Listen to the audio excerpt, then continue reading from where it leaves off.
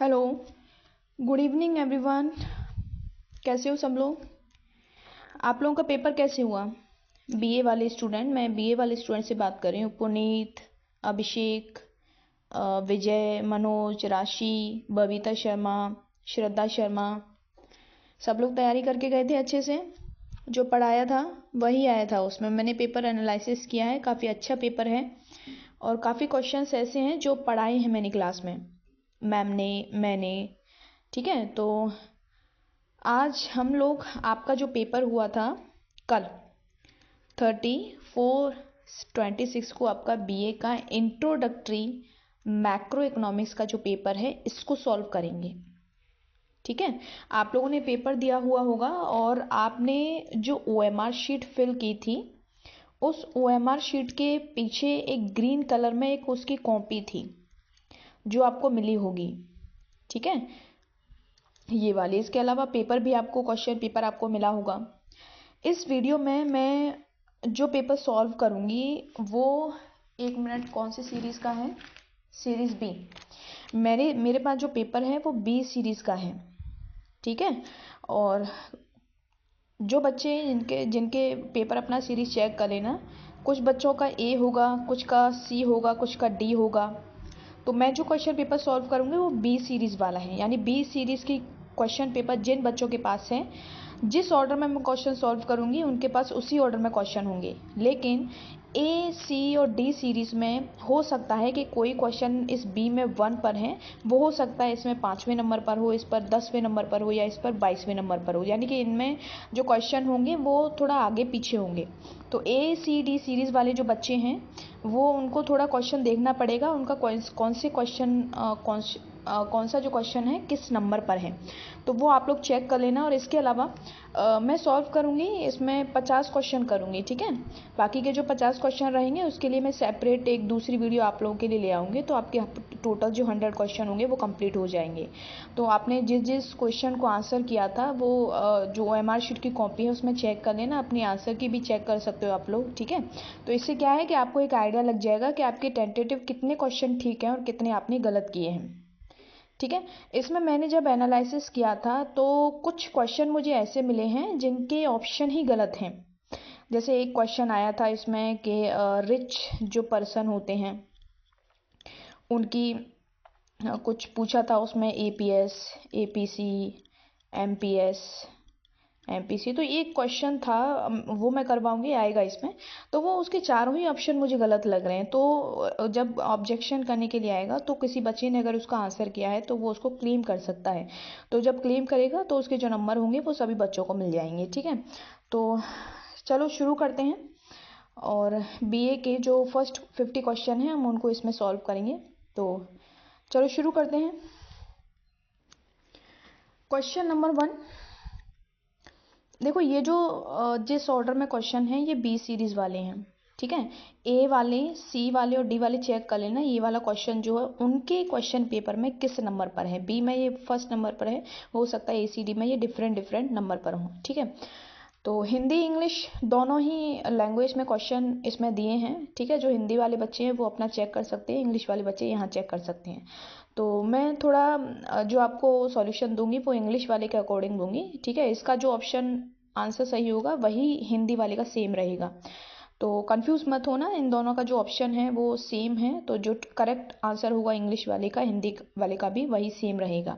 तो आप लोग उसको जो है कॉपी कर लेना। ठीक है, देख लेना आपने क्या आंसर किया है और एग्जैक्ट आंसर क्या है, तो वो मैच कर लेना आप लोग। ठीक है, तो which economist emphasized the equality of saving and investment, किस अर्थशास्त्री ने बचत और निवेश की समानता पर जोर दिया? ये जो नहीं है, ये जोर है। ठीक है, हिंदी में मिस्टेक हो गया है, जोर है। तो यहाँ पर सबसे पहले हम लोग समझते हैं, मैंने आपको एक चीज़ समझाई थी, क्लासिकल। मैंने आपको क्लासिकल जो इकोनॉमिक्स है उसके बारे में पढ़ाया था। ये लोग कहते थे कि सेविंग जो है वो इन्वेस्टमेंट के बराबर होता है, और इन दोनों को बराबर कौन करता है? इंटरेस्ट रेट करता है, यानी ब्याज की दर जो है वो बचत और निवेश को एक दूसरे के बराबर करती है। लेकिन आगे चलकर कीन्स ने इसकी आलोचना की। उन्होंने कहा कि नहीं, बचत और निवेश जो है वो ब्याज की दर से एक दूसरे के बराबर नहीं होते हैं। वो किसकी वजह से होते हैं? सेविंग और जो इन्वेस्टमेंट होते हैं वो इनकम की वजह से एक दूसरे के बराबर होते हैं, यानी इनकम एक ऐसा फैक्टर है जो सेविंग और इन्वेस्टमेंट को एक दूसरे के बराबर लेकर आती है। यहीं से कीन्स ने एक कॉन्सेप्ट दिया था जिसको हम कहते हैं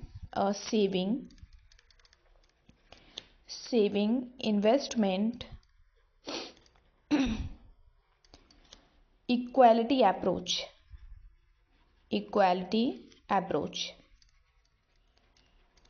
ठीक है, ये कीन्स ने दिया था और इसमें वो कहते हैं कि जो इनकम होता है उसकी वजह से सेविंग इन्वेस्टमेंट एक दूसरे के बराबर होते हैं। कैसे? हम सभी जानते हैं, बीए वाले बच्चे, मैंने आप लोगों को समझाया था कि हमारी जो इनकम होती है उसको हम दो तरीके से यूज़ करते हैं, कुछ हिस्सा कंज्यूम करते हैं और कुछ हिस्सा हम सेव करते हैं। ठीक है, अब ये सेविंग वाला जो हिस्सा होता है इसको जब हम बैंकों में जमा करते हैं बैंक में, तो वहीं से ये जो सेविंग है ये इन्वेस्टमेंट में चला जाता है। ठीक है, यानी कि मैं लिख सकती हूँ, यानी कीन्स ने कहा कि हम इसको ऐसे भी लिख सकते हैं, कंजप्शन और सेविंग की जगह हम इन्वेस्टमेंट भी लिख सकते हैं, क्योंकि वही सेविंग जो इन्वेस्टमेंट में चला जाता है। ठीक है, अब ये देखिए, क्या ये इक्वेशन नंबर 1 और ये इक्वेशन नंबर 2। अब क्या मैं इन दोनों को, क्योंकि y is equal to C plus S, Y is equal to C plus I, तो क्या मैं इन दोनों को ऐसे लिख सकती हूँ, c plus S is equal to C plus I. ठीक है, क्योंकि ये भी y है पूरा, ये भी y है पूरा, तो जब मैं इसको ऐसे लिखूंगी तो c से c कट जाएगा और हमें क्या मिलेगा, s इज इक्वल टू आई। ठीक है, तो यहाँ पर ये जो सेविंग इन्वेस्टमेंट की इक्वालिटी पर जो फोकस किया था वो कीन्स ने किया था। इसका जो आंसर होगा वो ऑप्शन नंबर ए होगा, जॉन मेनार्ड कीन्स। ठीक है, तो इसका जो आंसर होगा वो ऑप्शन नंबर ए होगा। Next question, one limitations of macro economics is, समष्टि अर्थशास्त्र की सीमा क्या है? इसको हम ऐसे समझते हैं, हम लोग, मैंने आप लोगों को बताया था what is the difference between macro and micro. हम सब जानते हैं कि जब हम किसी एक यूनिट की स्टडी करते हैं, जैसे कि एक यूनिट मतलब कोई एक कंज्यूमर है, कोई एक प्रोड्यूसर है, उसके इकोनॉमिक बिहेवियर की हम स्टडी करते हैं, कोई एक फर्म है, जब हम एक यूनिट की स्टडी करते हैं तो वो माइक्रो इकोनॉमिक्स में आता है। लेकिन जब हम मैक्रो की बात करते हैं, हम स्टडी करते हैं ग्रुप की, group of consumer, group of producer, group of firm मतलब इंडस्ट्री की स्टडी करते हैं। तो ये बड़ा होता है, ये छोटा पार्ट होता है। ठीक है, तो यहाँ पर एक मैक्रो में प्रॉब्लम है कि जैसे फॉर एग्जांपल किसी एक क्लास में 60 बच्चे हैं। मैक्रो का क्या मतलब है, हमें इन सारे के सारे बच्चों की स्टडी करनी पड़ेगी। माइक्रो कहता है हमें एक स्टूडेंट की स्टडी करनी पड़ेगी। ठीक है, ये है माइक्रो, और जब सारे बच्चों की स्टडी की जाती है वो मैक्रो में आ जाता है। तो जब हम पूरे ग्रुप की स्टडी करते हैं तो हमें सारे ग्रुप की एक एवरेज इंफॉर्मेशन होती है, एक एवरेज जानकारी होती है।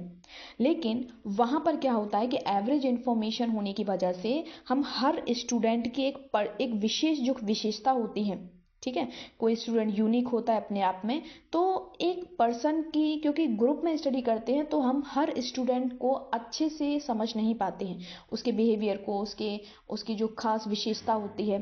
तो उसकी वजह से क्या है कि ग्रुप की स्टडी करने की वजह से एक पर्सन की जो एक इंडिविजुअल जो डिफरेंसेस होता है, मतलब लोगों के बीच में जो डिफरेंस है स्टूडेंट्स के, उसके बारे में मतलब एक गहन जानकारी जो है हम लोगों को नहीं हो पाती है। तो ये एक लिमिटेशन है मैक्रो इकोनॉमिक्स की। जब हम ग्रुप की बड़े लेवल पर स्टडी करते हैं तो एक यूनिट की एक मतलब गहन जानकारी हम लोगों को नहीं हो पाती है, तो ये एक प्रॉब्लम यहाँ होती है।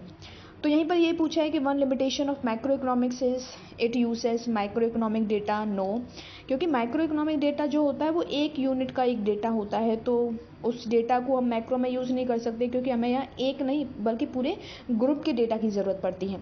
तो इसका ये आंसर नहीं होगा। एग्रीगेशन में हाइड इंडिविजुअल डिफरेंसेस, ये ठीक है, इसका जो आंसर होगा वो बी होगा। ठीक है, बी मतलब यहाँ पर क्या होता है कि ये यही कह रहा है कि समग्र व्यक्तिगत अंतरों को छिपा सकते हैं। समस्त व्यक्तिगत अंतर मतलब जब हम ग्रुप की स्टडी करते हैं तो लोगों के बीच में जो डिफरेंसेस है वो कहीं ना कहीं हाइड हो जाते हैं, हम उनकी तरफ ज़्यादा ध्यान नहीं दे पाते हैं। तो इसका जो लिमिटेशंस है वो बी होगा।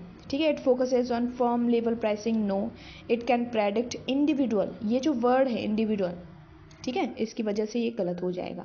तो क्वेश्चन नंबर 2 का जो आंसर होगा वो ऑप्शन नंबर बी होगा। Question number 3, in the circular flow model the quality of total leakage and total injection in an economy is sure. Circular flow of income मैंने आप लोगों को पढ़ाया था, जिसमें 2 sector economy, 3 sector model, 4 sector model, ठीक है, जहाँ firm and household and government आ जाता है 4th वाले में, फिर फॉरेन सेक्टर भी आ जाता है। तो ये वाला इन्फॉर्मेशन मैंने आपको दिया था। इसके साथ ही इसके अंतर्गत मैंने आपको 2 टर्म भी बताए थे, एक था इंजेक्शन, ठीक है, एक मिनट, इंजेक्शन, और दूसरा वाला एक वर्ड था लीकेज। ये भी मैंने आपको क्लास में पढ़ाया है, ठीक है। इंजेक्शन का मतलब है कि जब हम इकोनॉमी की कंडीशन जब खराब हो जाती है, जब महंगाई होती है या मंदी होती है, तो वो उस समय इकोनॉमी की स्थिति जो है वो खराब होती है, तो उस स्थिति को ठीक करने के लिए सरकार इंजेक्शन लगाती है। इंजेक्शन लगाने का मतलब है कुछ ऐसा एक्टिविटी, एक ऐसा काम करती है जिसकी वजह से उसकी जो कंडीशन इकोनॉमी की वो ठीक होने लगे। जैसे वो इन्वेस्टमेंट को बढ़ाएगी, इन्वेस्टमेंट करेगी, ये इंजेक्शन में काउंट होगा। लीकेज का मतलब है कि ऐसी एक्टिविटी जिससे इकोनॉमी की कंडीशन को हम ठीक कर सकते हैं, लेकिन वो एक्टिविटी कहीं ना कहीं इकोनॉमी से बाहर जा रही है, उसका यूज़ नहीं हो पा रहा है, ठीक है। जैसे सरकार इन्वेस्टमेंट के लिए पैसा लगा रही है इकोनॉमी में, लेकिन वही पैसा जब टैक्स के फॉर्म में सरकार के पास वापस आ जाता है तो वो होता है लीकेज, क्योंकि जो पैसा इकोनॉमी को बूस्ट करने के लिए यूज़ होना चाहिए था वो पैसा देश से या इकोनॉमी से बाहर जा रहा है। टैक्स हो गया, सेविंग हो गया, ठीक है, सेविंग इन्वेस्टमेंट में जाना चाहिए, लेकिन अगर ये घर की तिजोरी में पैसा रखा हुआ है तो ये पैसा देश के विकास के काम में नहीं आ रहा है, तो ये सेविंग जो है वो लीकेज के अंडर में आएगा, ठीक है। तो इंजेक्शन लीकेज क्या होता है, तो यहाँ पर क्वेश्चन में पूछा है the equality of total leakage and total injection in an economy ensures, यानी कि जब जितना पैसा हम लगा रहे हैं, यानी कि जितना इंजेक्ट कर रहे हैं और उतना ही पैसा इकोनॉमी से बाहर जा रहा है, ठीक है। यानी 1 करोड़ पैसा लगाया और वही पैसा जो है टैक्स या सेविंग के फॉर्म में इकोनॉमी से बाहर चला गया, तो क्या उसका देश की इकोनॉमी के ऊपर कोई इफेक्ट पड़ेगा? नहीं पड़ेगा, क्योंकि जितना पैसा डाला था वो वापस फिर से आ गया, उसने कोई एक्स्ट्रा ग्रोथ में कोई कंट्रीब्यूशन किया ही नहीं। जब कंट्रीब्यूशन ही नहीं किया, जब दोनों एक दूसरे के बराबर होंगे, तो हमारी नेशनल इनकम पर क्या असर पड़ेगा? वो कांस्टेंट होगी, उस पर कोई असर नहीं पड़ेगा, ठीक है। तो यहाँ पर ये दिया है कि इक्विलिब्रियम ट्रेड सरप्लस, नहीं ये नहीं होगा, इन्फ्लेशन डिफ्लेशन, तो इक्विलिब्रियम में नेशनल इनकम, इक्विलिब्रियम मतलब उस कंडीशन में जो नेशनल इनकम होती है वो फिक्स हो जाती है, फिक्स मतलब कांस्टेंट लेवल पर होती है, इक्विलिब्रियम पॉइंट पर होती है। तो यहाँ पर इसका जो आंसर होगा क्वेश्चन नंबर 3 का, वो ऑप्शन नंबर बी होगा, ठीक है, राष्ट्रीय आय में संतुलन। ये हिंदी में पढ़ लीजिए। चक्रीय प्रवाह मॉडल की अर्थव्यवस्था में कुल अंतःक्षेपण और कुल रिसाव के मध्य समानता आश्वस्त करती है। इसका आंसर होगा राष्ट्रीय आय में संतुलन। 4th question, if a country has high GDP but several pollution, what concept is better for measuring real economic welfare? आज के समय में ये कह रहा है कि देखो, आज के समय में क्या होता है, हर देश की जो गवर्नमेंट है वो क्या चाहती है, अपनी देश की नेशनल इनकम को बढ़ाना। जितना ज़्यादा नेशनल इनकम बढ़ेगी, हम क्या होंगे, उतने ही डेवलप्ड होंगे। नेशनल इनकम कब बढ़ेगी? जब हमारी देश की जीडीपी बढ़ेगी। और जीडीपी कब बढ़ेगी? जब हमारे देश के जो 3 सेक्टर हैं, primary sector, secondary sector and tertiary sector, इनका प्रोडक्शन बढ़ेगा, ठीक है। और प्रोडक्शन बढ़ाने के लिए इनको रॉ मटेरियल चाहिए, ठीक है, रॉ मटेरियल चाहिए। और ये रॉ मटेरियल्स हमें कहाँ से मिलेगा? ये रॉ मटेरियल मिलेगा हमें नेचर से, नेचर से। और जब नेचर से हमें ये मिलेगा, ठीक है, जैसे कि पेड़ हो गए, पौधे हो गए, फर्नीचर के लिए हमें पेड़ पौधों की, पेड़ जो होते हैं उनकी ज़रूरत पड़ती है, और बाकी के जो और भी चीज़ें होती हैं उनके लिए मिनरल्स, जो खनिज पदार्थ होते हैं उनकी ज़रूरत होती है। तो हम क्या करते हैं, अपनी इस प्रोडक्शन को बनाने के लिए हम नेचर से रिसोर्सेज को निकालते हैं, ठीक है, उनको यूज़ करते हैं। और नेचर को हम अपनी जीडीपी को बढ़ाने के चक्कर में हम नेचर का क्या करते हैं, लॉस करते हैं, ठीक है। तो ये कह रहा है कि यही कि जब हमारी जीडीपी बढ़ती जाती है, और दूसरी तरफ हमारे नेचर को लॉस होता है, यानी कि लॉस मतलब पॉल्यूशन बढ़ता जाता है, क्योंकि पेड़ काटेंगे, ठीक है, पानी को खराब करेंगे, ज़मीन की खुदाई करके मिनरल्स को निकालेंगे, तो उससे क्या होगा, इससे नेचर खराब होगा, नेचर खराब होने की वजह से पॉल्यूशन इंक्रीज होगा।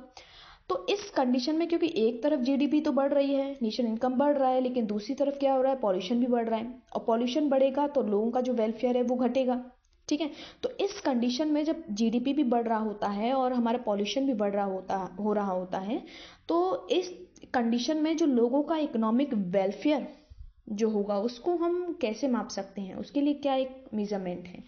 तो इसमें यही पूछा है कि if a country has high GDP but severe pollution, what concept is better for measuring real economic welfare. Real economic welfare को मापने के लिए उस कंडीशन में कौन सा बेस्ट मेजरमेंट है। तो यहाँ जो इसका आंसर होगा वो ग्रीन जीडीपी होगा। ग्रीन जीडीपी मतलब जब हम जीडीपी को बढ़ा रहे हैं तो जीडीपी में हम जो इन्वायरमेंटल लॉस होता है, यानी नेचर को हम जो लॉस पहुंचा रहे हैं उसको भी हम काउंट करते हैं, ठीक है। तो इसका जो आंसर होगा वो ऑप्शन नंबर डी होगा। बाकी के भी ऑप्शन देख लीजिए। नॉमिनल जीडीपी मतलब, नॉमिनल जीडीपी का मतलब होता है कि जब आज के प्राइसेस पर हम आज की क्वांटिटी को मल्टीप्लाई करें, ठीक है, ये नॉमिनल जीडीपी होता है। रियल जीडीपी होता है कि आज हम बेस ईयर के प्राइसेस पर आज की क्वांटिटी का मल्टीप्लाई करें, तो ये हमारा रियल जीडीपी होता है। तो जीएनपीआर मार्केट प्राइस ये एक नॉर्मल टर्म है, ठीक है। तो क्वेश्चन नंबर 4 का जो आंसर होगा वो ऑप्शन नंबर डी होगा। Question number 5, if demand for consumer goods increases continuously induced investment. तो जब इकोनॉमी में डिमांड कंटिन्यूस बढ़ेगी तो उससे इंड्यूस्ड इन्वेस्टमेंट पर क्या असर पड़ेगा, जाहिर सी बात है वो भी बढ़ेगा। तो इसका जो आंसर होगा वो ऑप्शन नंबर डी होगा। यदि उपभोग वस्तुओं की मांग में लगातार वृद्धि होती है तो प्रेरित निवेश क्या होगा, बढ़ेगा। तो option number D is correct. Question number 6, which of the following is an example of financial saving. Which of the following is an example of financial saving. सबसे पहले हम समझेंगे ये फाइनेंशियल सेविंग मतलब वित्तीय बचत। निम्न में से कौन सा वित्तीय बचत है। तो फाइनेंशियल सेविंग ये होता क्या है। फाइनेंशियल सेविंग का मतलब है कि जब हमारी कोई इनकम होती है, मान लो 10,000 रुपये, ठीक है, तो 10,000 में इसको हमारी जो इनकम होती है उसको दो तरीके से यूज़ करते हैं, जाहिर सी बात है, हम कुछ कंज्यूम करते हैं, कुछ सेव करते हैं।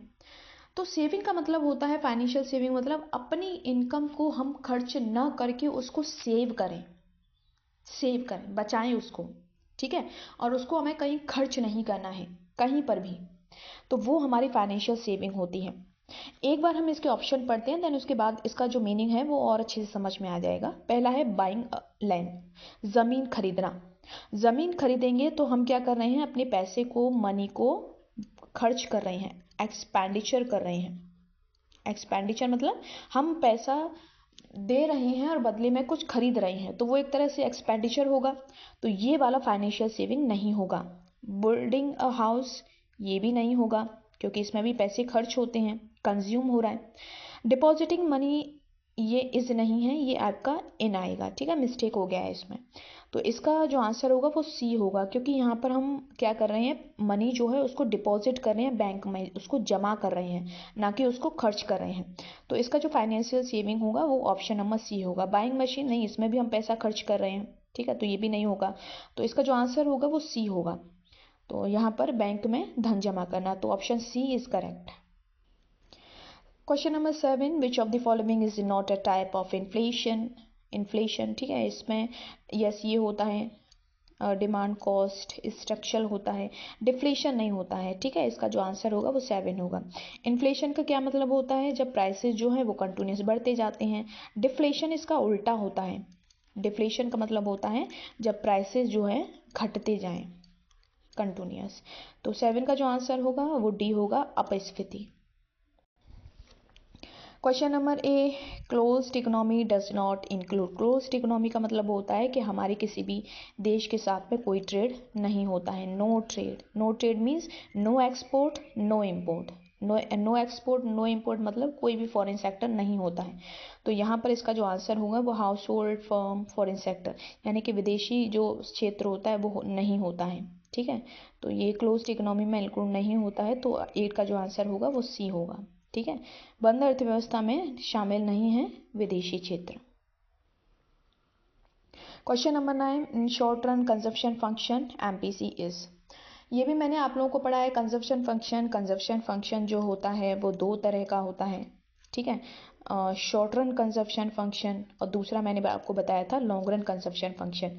शॉर्ट रन कंजप्शन फंक्शन जो होता है उसका कर्व ऐसे बनता है और इसका जो इक्वेशन बनता है c is equal to C bar plus, एक minute, C bar plus C Y ऐसे बनता है।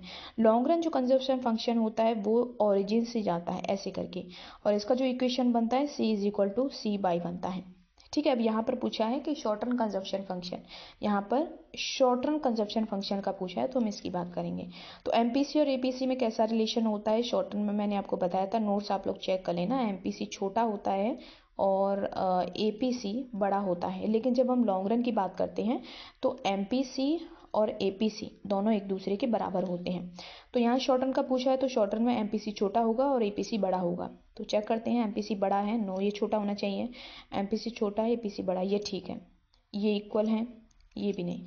तो इसका जो आंसर होगा वो ऑप्शन नंबर बी होगा, 9th वाले का। ठीक है, अल्पकालीन ओवरफलन में MPC is less than APC, तो option number B is correct. Question number 10, the general price labour is studied in. यहाँ पर देखो एक चीज दी है, जनरल प्राइस। जनरल प्राइस का मतलब होता है कि देश में दुनिया जहान के जितने भी प्रोडक्ट और सर्विस का प्रोडक्शन हो रहा है उन सब के प्राइसेस को हम एक साथ जब हम लेते हैं तो वो जनरल प्राइस में आता है। ठीक है, तो जब हम ग्रुप की स्टडी करते हैं, सबकी एक साथ स्टडी करते हैं, तो वो आपका किस में आता है? मैक्रो इकोनॉमिक्स में। ठीक है, अगर ये ऐसे होता स्पेसिफिक प्राइस मतलब सिर्फ और सिर्फ ये एक प्रोडक्ट की बात कर रहा है, वन प्रोडक्ट की बात कर रहा है, प्रोडक्ट या सर्विस की, तो जब एक प्रोडक्ट एक यूनिट की प्राइस की जब हम बात करेंगे तो वो माइक्रो में आएगा। लेकिन ये बात कर रहा है जनरल की, तो जनरल का जो आंसर होगा वो मैक्रो इकोनॉमिक होगा। ठीक है, सामान्य कीमत स्तर, देखो ये भी इसमें हिंदी मिस्टेक हो रही है, ये स्वर नहीं है, ये स्तर है। ठीक है, तो इसका जो आंसर होगा वो ऑप्शन नंबर बी होगा। Question number 11, which method of calculating national income is more likely to lead to double counting. मैंने आपको डबल काउंटिंग वाला ये कॉन्सेप्ट पढ़ाया था। कहाँ पढ़ाया था? जब मैं आपको नेशनल इनकम के बारे में पढ़ा रही थी, नेशनल इनकम। ठीक है, और नेशनल इनकम में मैंने आपको बताया था कि हमारे देश में नेशनल इनकम को काउंट करने के, मेजरमेंट करने के मैंने आपको 4 मेथड बताए थे। 4 मेथड कौन से हैं?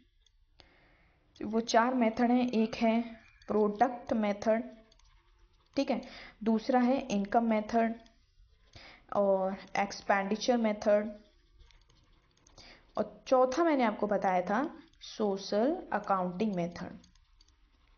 ठीक है, ये चारों मैंने आप लोगों को पढ़ाए हैं। तो यहाँ पर ये जो प्रोडक्ट मेथड होता है, यहाँ पर प्रॉब्लम होती है कि एक प्रोडक्ट को कई बार वो जो है जीडीपी में काउंट होने की पॉसिबिलिटी होती है। तो उस चीज़ से बचने के लिए वो होता है डबल काउंटिंग। डबल काउंटिंग मतलब 1 से 2 बार वो जो है काउंट हो जाता है। तो ये प्रॉब्लम जो है वो प्रोडक्ट मेथड में आती है। ठीक है, तो इसका जो आंसर होगा, which method of calculating national income is more likely to lead to double counting, is product method. राष्ट्रीय आय की किस विधि में दोहरी गणना की संभावना होती है? ठीक है, इसका जो आंसर होगा वो ऑप्शन नंबर ए होगा, उत्पादन विधि। Question number 12, super multiplier refers to. Super multiplier जो होता है ये मल्टीप्लायर और एसेलरेटर, ठीक है, हिंदी में इसको कहा जाता है गुणक, और ये होता है क्या? त्वरक। ये दोनों ही मैंने आपको क्लास में पढ़ाए हैं। इसका फॉर्मूला होता है delta Y upon delta I, और इसका फॉर्मूला होता है डेल्टा आई अपॉन डेल्टा सी।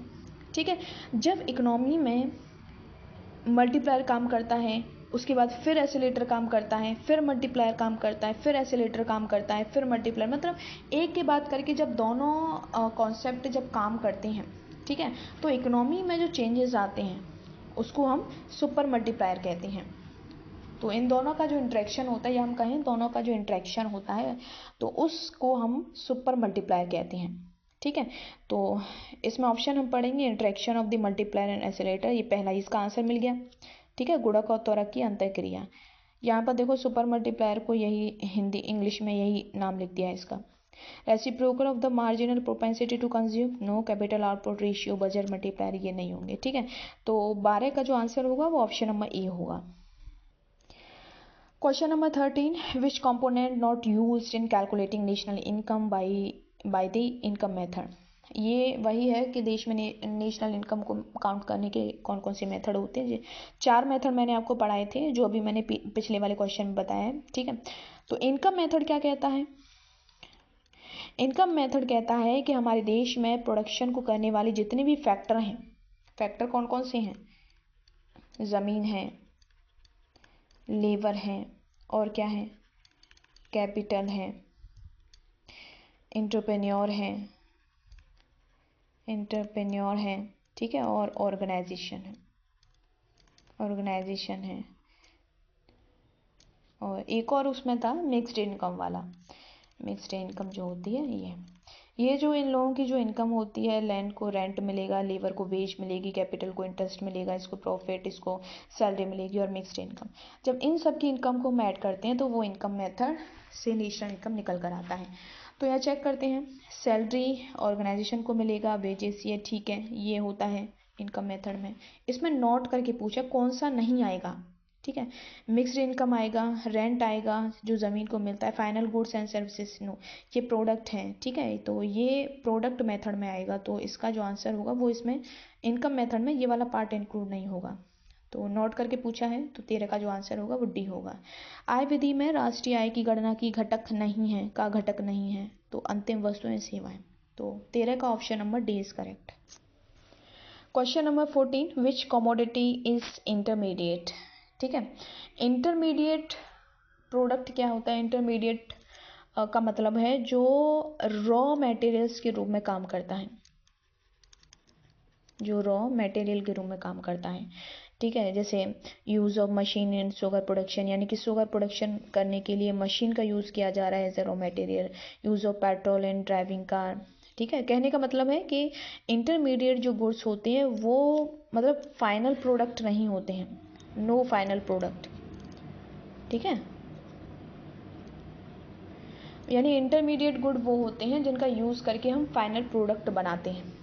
जैसे मशीन का यूज़ करके हम शुगर बना रहे हैं, पेट्रोल का यूज़ करके हम कार चला रहे हैं, आटे का यूज़ करके हम बिस्किट बना रहे हैं, तो ये सारे जो हैं वो इंटरमीडिएट प्रोडक्ट हैं। तो इसका जो आंसर होगा वो ऑप्शन नंबर डी होगा। ये कट गया है। ठीक है, डी का मतलब है all of the above, all of the above.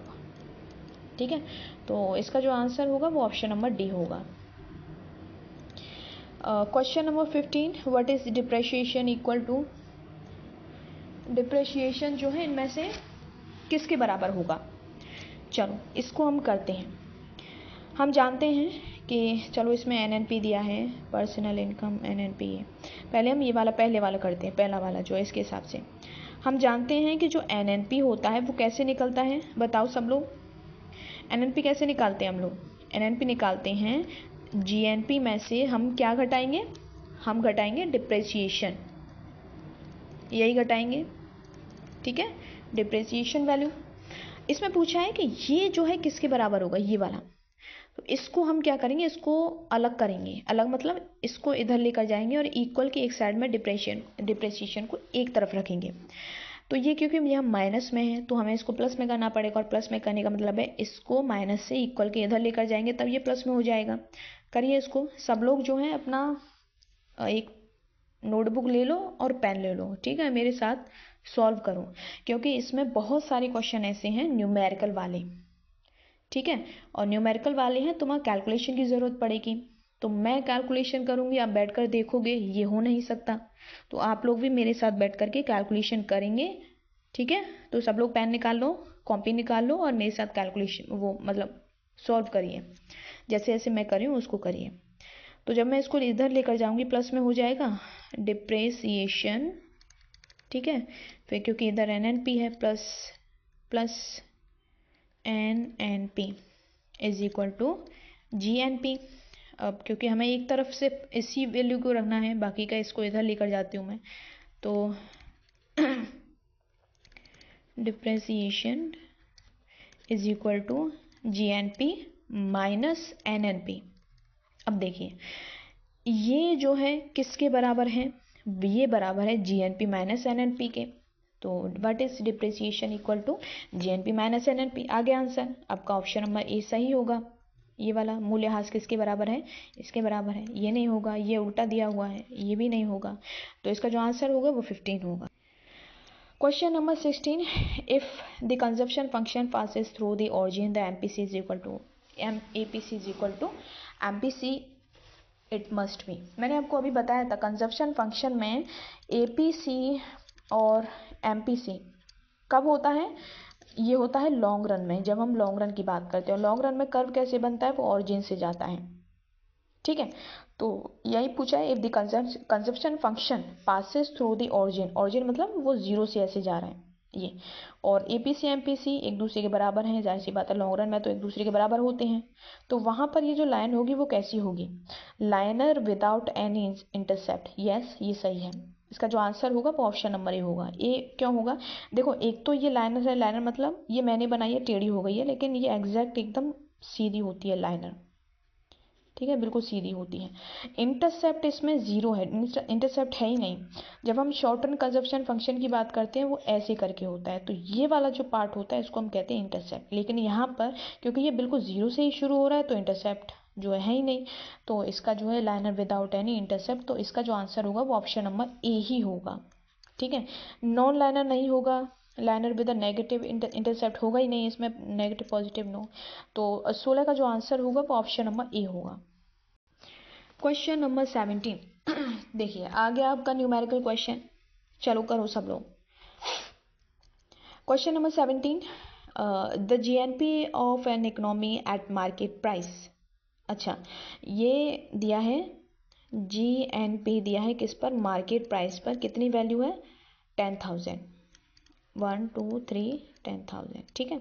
ये net factor income from abroad is 1,000, यानी कि विदेशों से जो शुद्ध आय हमें प्राप्त हुई है वो है 1,000। तो इसमें आ जाएगा net factor income from abroad. कितना है इसका वैल्यू, लिखो सब लोग, पहले मैं ही लिखती रहूं, आप लोग भी करो इसको। ये है 1,000, ठीक है। एक और वैल्यू दी हुई है एंड डिप्रिसिएशन की वैल्यू भी दी हुई है, ये भी है 1,000। कितना है, 1,000। चलिए अब क्या पूछा है इसमें, what is the GDP eight market price. इसमें हमें क्या वैल्यू निकालनी है, GDP एट मार्केट प्राइस हमें वैल्यू निकालनी है। कैसे निकाला जाता है, ये कैसे निकाला जाएगा, पहले तो अब ये देखिए आपके पास है क्या, एक ये है और एक ये है, और डिप्रिसिएशन वैल्यू है। तो GDP MP जो निकाला जाता है, ये निकाला जाता है GNP मार्केट प्राइस, ठीक है। और इसमें से हम क्या घटाएंगे, जो विदेशों से हमें इनकम आती है, यानी कि net factor income from abroad, ठीक है, ये वाली वैल्यू। तो देखो एक चीज़ और, ये वैल्यू इसमें डाली है डिप्रिसिएशन वैल्यू ये, लेकिन एक्चुअल में इसका कोई यूज़ ही नहीं है, ये बस डराने के लिए डाल दिया है। तो डरने की ज़रूरत नहीं है, आप लोग कंफ्यूज हो जाओगे ये वैल्यू कहाँ लगाऊं, ये कहीं लगेगा ही नहीं, इसका यूज़ ही नहीं है इसमें। कभी कभी एग्जामिनर क्या करता है, आपके कॉन्फिडेंस को गिराने के लिए कुछ अननेसेसरी चीज़ें ऐड कर देता है जिसकी ज़रूरत ही नहीं पड़ती है। तो आप लोग बहुत सारे बच्चे होंगे जो डर गए होंगे, इसको कहाँ यूज़ करें, इस वैल्यू को कहाँ डालें। एक्चुअल में ये बस डराने के लिए आपको डाल दिया है, इसका कोई यूज़ है ही नहीं। GDP MP निकालने के लिए आपको सिर्फ इन दोनों की ही ज़रूरत है, ठीक है। तो इसको करो, चलो निकालो, वैल्यू पुट करो। GNP इसका है 10,000, 1 2 3 4 माइनस 1,000, तो 10,000 में से 1,000 जाएगा तो कितना बचेगा, 9,000। आ गया आंसर। तो इसका जो आंसर होगा वो ऑप्शन नंबर ए होगा, ठीक है। समझ में आया कैसे निकाला। 18 question, circular flow of income expenditure in a two sector economy involves. Circular flow of income में मैंने पढ़ाया था 2 sector model, 3 sector model, 4 sector model. तो 2 सेक्टर में दो ही चीज़ें होती हैं, हाउस होल्ड होता है और फर्म होती है, ठीक है। 3 सेक्टर में गवर्नमेंट सेक्टर इंक्लूड हो जाता है, 4 सेक्टर में फिर फॉरेन सेक्टर भी आ जाता है। लेकिन यहाँ पर आपको क्या पूछा है, 2 सेक्टर का। तो 2 सेक्टर में हाउस होल्ड और फर्म ये दो होते हैं। तो 18 का बी, परिवार और फर्म है। तो इसका जो आंसर होगा वो बी होगा। 19 question, which of the following is not. देखो कभी कभी क्या होता है, बच्चा एग्जाम सेंटर में जाता है, एक तो नर्वस होता है और ऊपर से जब बहुत अच्छा पढ़कर आया हो तो बहुत ज़्यादा कॉन्फिडेंस में होता है। और ज़्यादा नर्वस हो या ज़्यादा कॉन्फिडेंस में हो तो वो जो क्वेश्चन पढ़ता है ना, बहुत जल्दबाजी में पढ़ता है वो, ठीक है। तो कुछ जब जल्दबाजी में पढ़ता है तो ऐसे छोटे छोटे वर्ड होते हैं, फिर उसको वो दिखाई नहीं देते हैं। तो जल्दी जल्दी में क्वेश्चन पढ़ेगा, जल्दी जल्दी में आंसर करेगा, और जब कुछ कीवर्ड ऐसे होते हैं जिनकी वजह से पूरा आंसर ही चेंज हो जाता है और उससे क्या होता है, उसका पूरा आंसर ही गलत हो जाएगा, ठीक है। तो क्वेश्चन पढ़ो, हर एक एक वर्ड को अच्छे से पढ़ो, ऑलवेज, नॉट, नेवर, इनकी वजह से पूरा आंसर ही चेंज हो जाता है, ठीक है। तो यहाँ पर हम देखेंगे विच of the following is not included in national income. Salary of national, देखो एक चीज़ और मैंने आपको बताया था कि नेशनल इनकम में वो वाली इनकम शामिल होती है जिसके बदले में कोई प्रोडक्शन हुआ हो। प्रोडक्शन का मतलब है या तो कोई प्रोडक्ट बना हो, ठीक है, या फिर कोई सर्विस उसके बदले में दी गई हो, सर्विसेज, ठीक है। ये पेन अच्छे से चल नहीं रहा है, ये सर्विसेज है, सर्विसेज, ठीक है। लेकिन ऐसी इनकम जिसके बदले में आपने कोई काम ही नहीं किया है तो वो नेशनल इनकम में काउंट होगी नहीं। तो यहाँ पर आप देखिए अब ऐसी कौन कौन सी इनकम है इसमें जिसके बदले में प्रोडक्शन हुआ है, और कौन सी ऐसी इनकम है जिसके बदले में कोई प्रोडक्शन हुआ ही नहीं है। जिसके बदले में प्रोडक्शन नहीं हुआ है वो नेशनल इनकम में काउंट नहीं होगा। अब देखो salary of a government employee काम करते हैं, सर्विस करते हैं, बदले में उनको सैलरी मिलती है तो ये इंक्लूड होगा। प्रॉफिट ऑफ प्राइवेट कंपनी, उन्होंने भी काम किया, बदले में उनको प्रॉफिट मिला है। Sale of second hand good, no. इसका जो आंसर होगा वो सी होगा, वो इसमें इंक्लूड नहीं होगा, क्योंकि एक बार कोई सेकंड हैंड कोई प्रोडक्ट है, मान लो कोई कार है, वो एक बार बनी और एक बार बनने के बाद में मान लो वो 2 लाख रुपए की बेची गई, ठीक है। उसको किसी ने यूज़ किया और उसी कार को फिर से जो है उसने मान लो 50,000 में उसको बेच दिया, 5,000 में। तो ये जो इनकम होगी इसके बदले में कोई प्रोडक्शन हुआ ही नहीं, क्योंकि पुरानी ही कार को उसने उसको 2 बार बेचा, पहले तो यहाँ एक बार बिकी और दूसरी बार ये। तो ये वाली जो इनकम होगी वो नेशनल इनकम में काउंट नहीं होगी, क्यों, क्योंकि इसके बदले में कोई एक्चुअल में दूसरी कार नहीं बनी है, ठीक है। तो इसका जो आंसर होगा वो ऑप्शन नंबर सी होगा, ठीक है। हिंदी में भी पढ़ लो, राष्ट्रीय आय में निम्न में से कौन सम्मिलित नहीं है, तो option C is correct, second hand सामान की बिक्री। Next question, macro economics primarily studies. Macro economics में प्रमुख रूप से क्या, ये हिंदी में दिया है, समष्टि अर्थशास्त्र मुख्य रूप से अध्ययन करता है। अध्ययन क्या करता है, ये ग्रुप की स्टडी करता है, सिंपल सी बात है। तो इंडिविजुअल नो, सिर्फ एक पर्सन व्यक्तिगत कंज्यूमर बिहेवियर की स्टडी नहीं करता, ये मैक्रो में होता है। Price determination in a single market, no, single market की स्टडी किसमें होती है, मैक्रो में। हम बात करें मैक्रो में तो ये भी नहीं होगा। Aggregate economic variable such as national income, employment and inflation, yes, इसका जो आंसर होगा वो ऑप्शन नंबर सी होगा, ठीक है। क्योंकि बड़े लेवल पर पूरी इंडिया की नेशनल इनकम, पूरे इंडिया में एम्प्लॉयमेंट कैसा है, पूरे इंडिया में इन्फ्लेशन कैसा है, ये सारी चीज़ें हम मैक्रो बड़े लेवल पर स्टडी करते हैं, तो वो मैक्रो इकोनॉमिक्स का पार्ट है, जाहिर सी बात है। तो इसका जो आंसर होगा वो सी होगा। देखो यहाँ पर भी दिया है डी में सिंगल, ये माइक्रो में आएगा तो ये भी नहीं होगा। इसका जो आंसर होगा वो ऑप्शन नंबर सी होगा। 21, which of the following topics falls within the scope of macro economics, यानी मैक्रो इकोनॉमिक्स में कौन सा टॉपिक आता है। अब आप देख लो, आपको जो सिलेबस पढ़ाया गया था आपके 4 यूनिट थी, अब 4 यूनिट में से कौन कौन सा आपने पढ़ा है वो देखो। Consumer preference for a single unit, क्या आपने कंज्यूमर प्रेफरेंस पढ़ा, नहीं, ये आपने पढ़ा था माइक्रो इकोनॉमिक्स में, ठीक है। नेशनल इनकम अकाउंटिंग, यस, ये आपने पढ़ा है, नेशनल इनकम, उसके टाइप्स, उसको मेजरमेंट कैसे किया जाता है, तो मैक्रो इकोनॉमिक्स में ये आपका आता है। मार्केट स्ट्रक्चर पढ़ा, नहीं, ये आपने माइक्रो में पढ़ा था। Production function of a company, production function वाला पार्ट भी आपने माइक्रो में पढ़ा था। मैक्रो में आपने क्या पढ़ा था? National income accounting. तो इसका जो आंसर होगा वो ऑप्शन नंबर बी होगा। Economic welfare is not fully measured by GDP because economic welfare, देखो लोगों का जो वेलफेयर होता है, इकोनॉमिक वेलफेयर, जैसे देखो मैंने क्लास में भी पढ़ाया था। क्लास में क्या पढ़ाया था? National income and economic welfare, ये कॉन्सेप्ट मैंने आप लोगों को पढ़ाया है, इकोनॉमिक वेलफेयर। और फिर इसी कॉन्सेप्ट के बाद में दूसरा कॉन्सेप्ट आया था जिसको हम कहते हैं ग्रीन अकाउंटिंग।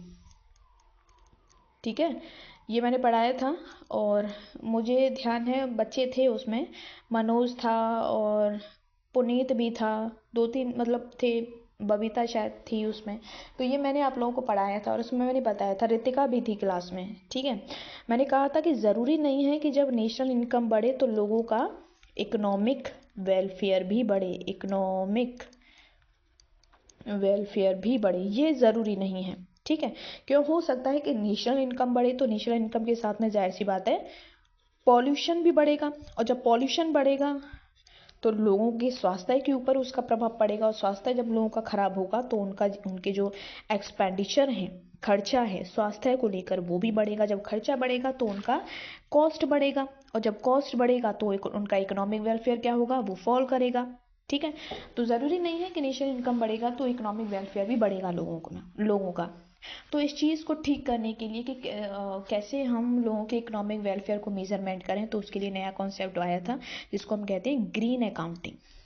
ठीक है, तो इसमें इसको पढ़ लीजिए, नॉट फुली मेजर्ड। क्यों? क्योंकि इस जीडीपी में क्या है कि जो इनकम डिस्ट्रीब्यूशन है उसको इग्नोर किया गया। यस, ये ठीक है, हो सकता है नेशनल इनकम हमारी बड़ी हो और उस इनकम में जो इनकम बड़ी है, हो सकता है कि रिच लोगों की ज़्यादा इनकम बड़ी हो और पुअर लोगों की इनकम बड़ी ही ना हो। तो जब इनकी बढ़ेगी और इनकी मान लो कांस्टेंट रहे तो ओवरऑल नेशनल इनकम बढ़ेगी।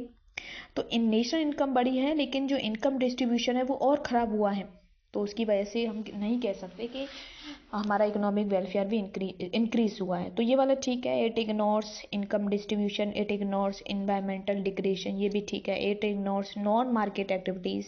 नॉन मार्केट एक्टिविटीज़ मतलब बहुत सारा प्रोडक्शन हमारे देश में ऐसा होता है जिसका रिकॉर्ड होता है, और जिसका रिकॉर्ड होता है वो सरकारी जो जो रिकॉर्ड होता है वहाँ दर्ज होता है। लेकिन बहुत सारा प्रोडक्शन ऐसा होता है जिसका कोई रिटर्न रिकॉर्ड ही नहीं होता है, जिसको हम काउंट ही नहीं कर पाते हैं।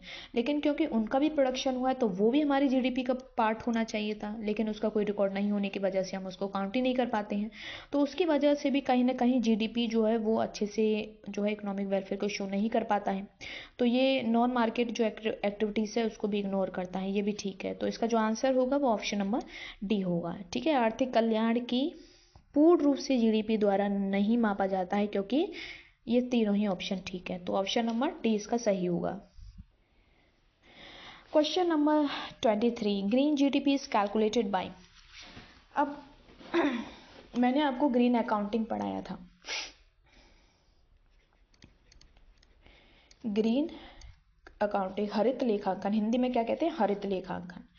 तो ग्रीन अकाउंटिंग, ठीक है, मैंने आपको बताया था कि जब हम जीडीपी में से जितना हमने नेचर को लॉस पहुंचाया है, नुकसान हुआ है नेचर का, ठीक है, या हम कहें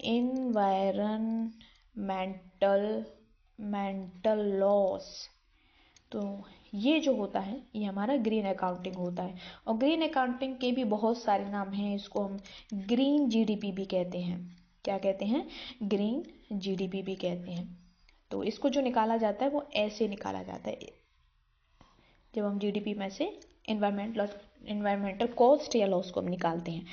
तो ऑप्शन इसके देखिए आप लोग, adding the value of natural resources to GDP, no. Deducting the cost of environmental degradation from GDP, ये ठीक है, हम जीडीपी में से जो पर्यावरणीय क्षरण की लागत होती है उसको घटाते हैं। ठीक है, एनवायरमेंटल लॉस या कॉस्ट घटाते हैं। तो इसका जो आंसर होगा वो बी होगा। Including only agriculture, no. Ignoring government spending, इसका तो कोई रोल ही नहीं है इसमें। तो इसका जो आंसर होगा वो बी होगा। हरित जीडीपी की गणना की जाती है जीडीपी में से पर्यावरणीय क्षरण की लागत में कटौती करके। तो इसका जो आंसर होगा वो बी होगा। एक और आपका न्यूमेरिकल क्वेश्चन आ गया। In the circular flow model the government spends 300 and collect 250 as a taxes, the net injection is. Injection क्या है? इंजेक्शन जब हम इकोनॉमी को ठीक करने के लिए कुछ इंजेक्शन लगाते हैं, जैसे इन्वेस्टमेंट करते हैं। इन्वेस्टमेंट करने से क्या होता है, हमारी इकोनॉमी की हालत जो है वो ठीक होती है। और लीकेज क्या होता है? लीकेज मतलब जब कुछ चीज़ें ऐसी होती जो जिसका यूज़ देश के ग्रोथ को बढ़ाने में होना चाहिए था, लेकिन वो ग्रोथ ना करके ग्रोथ से बिल्कुल इकोनॉमी से बिल्कुल बाहर निकल रहे हैं, जैसे कि टैक्स, जैसे कि सेविंग में पैसा चला जाएगा लेकिन वो इन्वेस्टमेंट में ना जाए तो वो लीकेज कहलाएगा। जब सरकार टैक्स बढ़ा देगी, इकोनॉमी से पैसा वापस सरकार के पास आ जाएगा, तो वो उस पैसे को जहाँ ग्रोथ करना चाहिए था, सरकार वो इकोनॉमी से बाहर निकल गई और टैक्स के फॉर्म में सरकार के पास चली जाती है, तो वो लीकेज में आता है। अब मान लो इसमें कहा गया है कि दी गवर्नमेंट स्पेंड, सरकार ने इंजेक्शन लगाया 300 रुपये का और उसमें से 250 रुपये लीकेज हो गया, यानी निकल गया टैक्स के फॉर्म में या सेविंग के फॉर्म में। तो कितना नेट इंजेक्शन बचा, कितना पैसा जो है नेट इंजेक्शन मतलब कितना इंजेक्शन बचा, यानी कि 300 में से 250 बाहर निकल गया, तो जाहिर सी बात है 50 नेट इंजेक्शन बचा। नेट मतलब शुद्ध इंजेक्शन, इन्वेस्टमेंट इंजेक्शन। तो इसका जो आंसर होगा वो ऑप्शन नंबर बी होगा, बी वाला। ठीक है, बी वाला। Question number 25, the net national product factor cost is 8000, यानी कि NNP फैक्टर कॉस्ट कितना है, 1 2 3 8000। और यहाँ पर दिया है डिप्रेसिएशन वैल्यू, ये दिया है 500। ठीक है, और क्या है, और इसमें पूछा GNP factor cost what will be. तो GNP फैक्टर कॉस्ट आपसे पूछा है, ये आपको निकालना है। तो इसको हम कैसे निकालेंगे, ये जो फॉर्मूला होता है वो NNP factor cost is equal to GNP factor cost minus depreciation value, ठीक है, ऐसे निकाला जाता है। तो आपके पास NNP FC दिया है, डिप्रेसिएशन दिया है, GNP नहीं है, इसको निकालना है। अब वैल्यू पुट करिए, यहाँ आएगा 8000 इज इक्वल टू, ये आपको निकालना है GNP फैक्टर कॉस्ट माइनस ये कितना है, ये दिया है 500। ठीक है, अब निकालिए इसको, मैं इधर भेजती हूँ इक्वल के। तो 8000 minus 500 is equal to GNP factor cost. तो ये हो जाए, एक मिनट, ये माइनस है ना, ये इधर जाएगा प्लस में हो जाएगा, ये गलती से हो गया। तो इसका जो आंसर होगा वो 8500 होगा, GNP फैक्टर कॉस्ट। तो 8500 7000 8, ये रहा ऑप्शन नंबर बी, इसका आंसर मिल गया।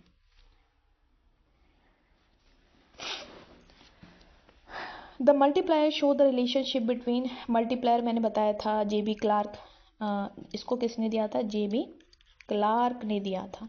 और इसका फॉर्मूला हुआ, मैंने इसके 3 फॉर्मूले बताए थे, मैंने आपको पढ़ाया था, इसका डेरिवेशन भी मैंने करवाया था।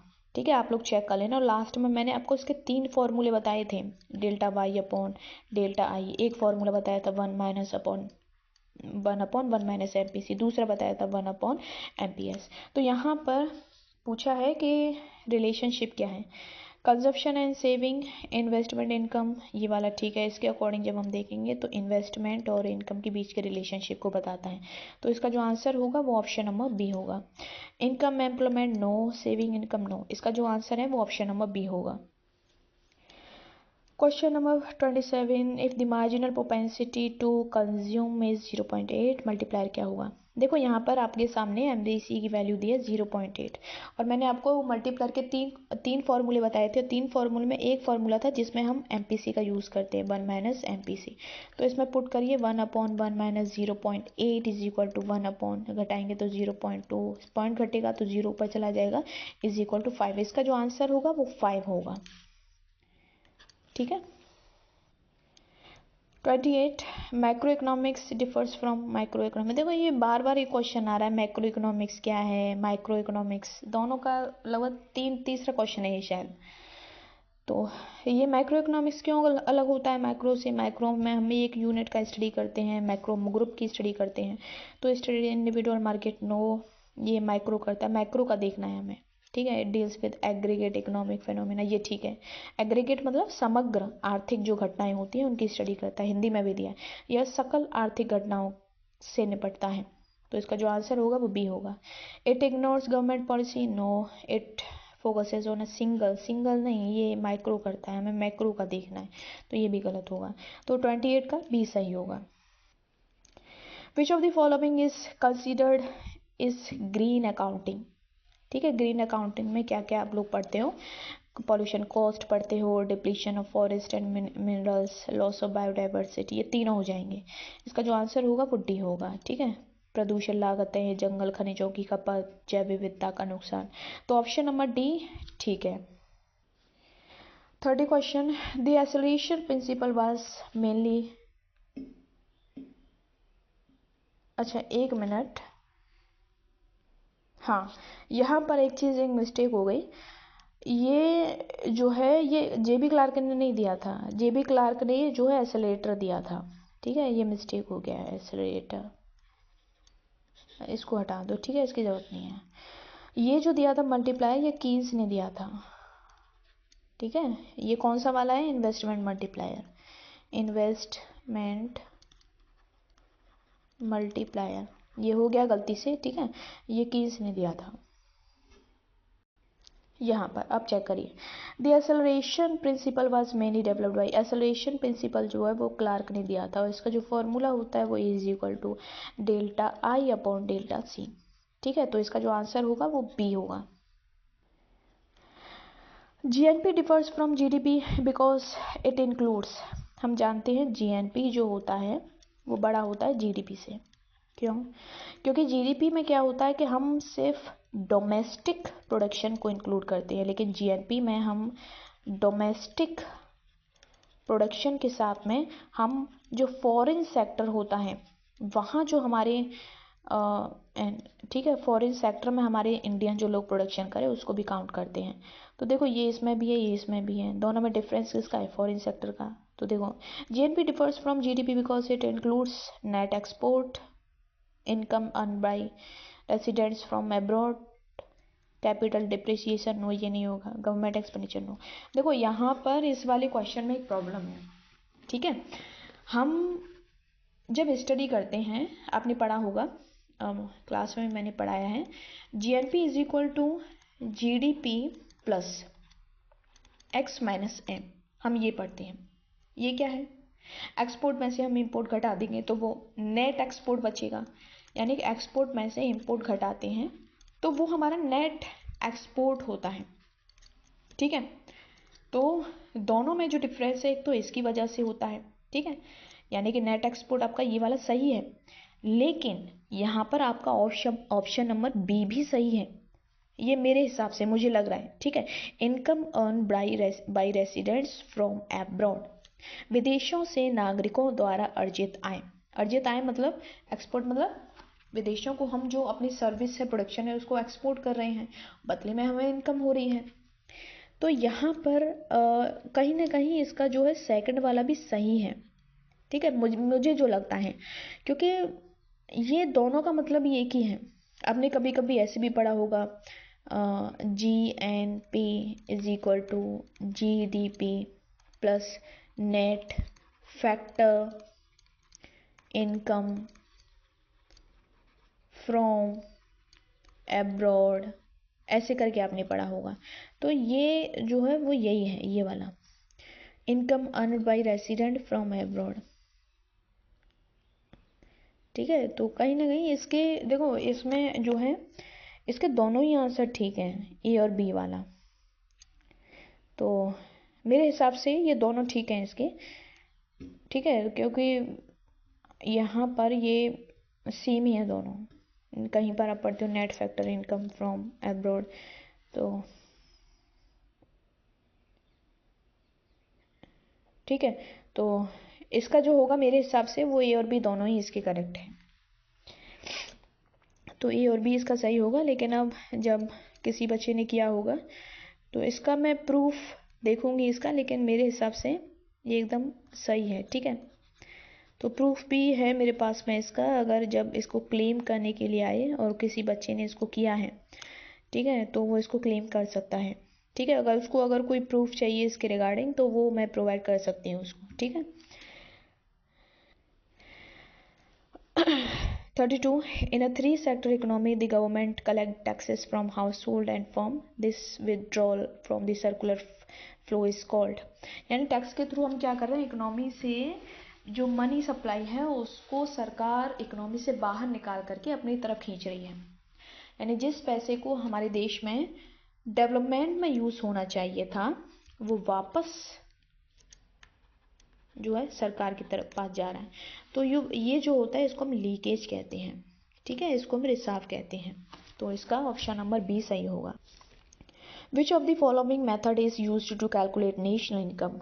कौन कौन से मेथड हैं, मैंने आपको पढ़ाए थे, 4 मेथड थे। इनकम मेथड था, प्रोडक्ट मेथड था, एक्सपेंडिचर, चौथा था सोशल अकाउंटिंग मेथड। लेकिन यहाँ पर 3 दिए हैं तो इसका जो आंसर होगा वो डी होगा। तो 33 का D. Saving can be defined as, saving को कैसे आप डिफाइन कर सकते हो। चलो इसको करते हैं। हमारी जो इनकम होती है कुछ हिस्सा कंज्यूम करते हैं, कुछ सेविंग करते हैं।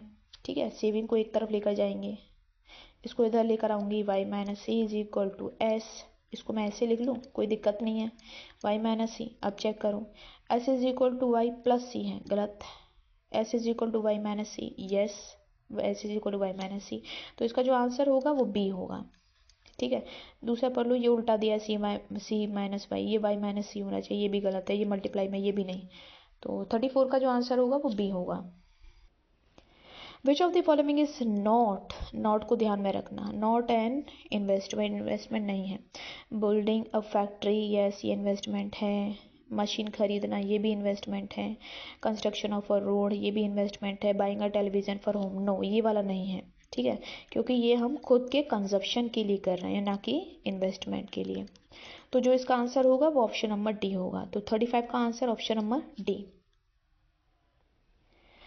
The acceleration, question number 36, the acceleration coefficient measures rate of inflation. हाँ, acceleration coefficient जो होता है इसकी जो ये होता है v इज इक्वल टू के टी अपॉन, एक मिनट, के टी अपॉन वाई टी। ठीक है, इसको मैं ऐसे भी लिख सकती हूँ, K T upon Q T, क्योंकि इनकम ही आउटपुट के बराबर होता है। तो ये कैपिटल आउटपुट रेशियो को शो करता है, एक्सेलरेशन कोएफिशिएंट। तो rate of inflation, capital output ratio, yes, B जो है इसका आंसर होगा। Saving ratio, consumption ratio, no. Net national product at factor cost refers to. अब यहाँ पर ये दिमाग खाएगा, 4 ऑप्शन है इसमें, अब बनाने पड़ेंगे इसका फॉर्मूला। चलो देखो, पहले वाले को देखते हैं। ठीक है, इसके अकॉर्डिंग देखते हैं।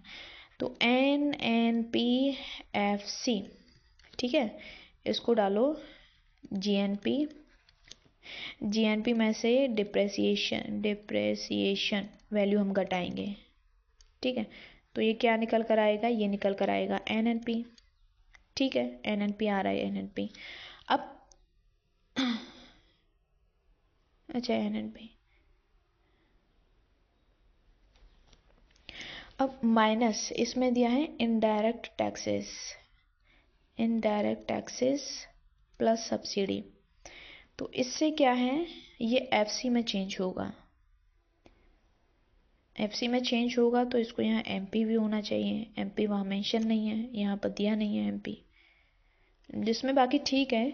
GNP minus depreciation value NNP, NNP में से जब ये घटाएंगे तो ये फैक्टर कॉस्ट बनेगा। यस बन रहा है, ये ठीक है इसका।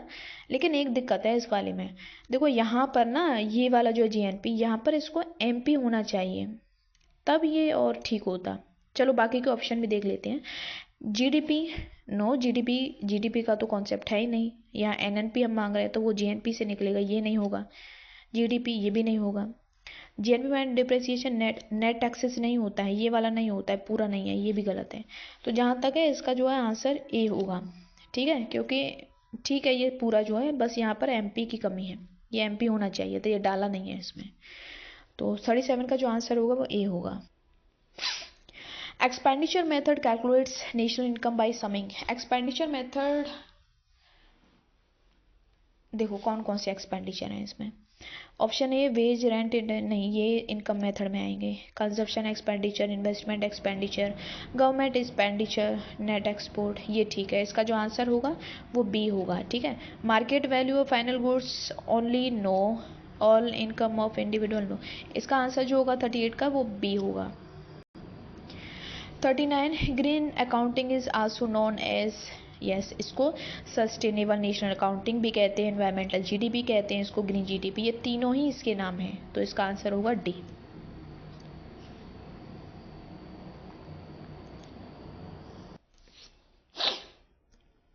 ठीक है, देखो इसका 38 का 39 का जो आंसर होगा वो ऑप्शन नंबर डी होगा। Question number 40, investment multiplier works effectively. Investment multiplier किसने दिया है? ये कीन्स ने दिया है, ठीक है। इसको delta Y upon delta I इसका फॉर्मूला है। ये कब काम करता है? ये काम करता है अंडर एम्प्लॉयमेंट में, ठीक है। फुली एम्प्लॉयड होगा तो कैसे इन्वेस्टमेंट बढ़ेगा? वो ऑप्टिमम लेवल पर होगा, मैक्सिमम लेवल पर होगा, तो उसके बाद और इन्वेस्टमेंट को बढ़ाना पॉसिबल नहीं है, तो वहाँ पर ये काम नहीं करेगा। क्लोज्ड इकोनॉमी में लिमिटेड हो जाता है, ये ओनली नहीं होगा, इसमें बिल्कुल गलत है ये। Agriculture economy, no. ये जो होगा वो ए होगा, इसका जो आंसर होगा वो ए होगा। हाँ, ये वाला क्वेश्चन, इसमें एक प्रॉब्लम है। हाई इनकम पीपल हैव, ठीक है। देखो यहाँ पर क्या है कि हमने एपीसी पढ़ा था और एमपीसी पढ़ा था, ठीक है। एमपीसी क्या होता है कि जो रिच लोग होते हैं, जो या हम कहें हाई इनकम ग्रुप होते हैं, और जो पुअर लोग होते हैं, इनकी जो एमपीसी होती है वो लो होती है। एमपीसी लो होगी यानी इन लोगों की एमपीएस हाई होती है। इनकी जो एमपीसी होती है वो हाई होती है और इनकी जो एमपीएस होती है वो लो होती है, ठीक है। एमपीसी हाई और एमपीएस लो होती है। तो एपीएस के बारे में हमने कोई ऐसा सजेस्ट, मतलब अमीरों की एपीसी हाई कम होती है, तो ऐसा हमने नहीं पढ़ा है, तो हमने ज़्यादातर ये वाला पढ़ा है। तो यहाँ हम जब देखेंगे तो एपीसी, ठीक है। हाई एमपीसी किसकी होती है? ये पुअर की होती है, लेकिन हमें यहाँ पर हाई इनकम ग्रुप का पूछा है तो ये भी नहीं होगा।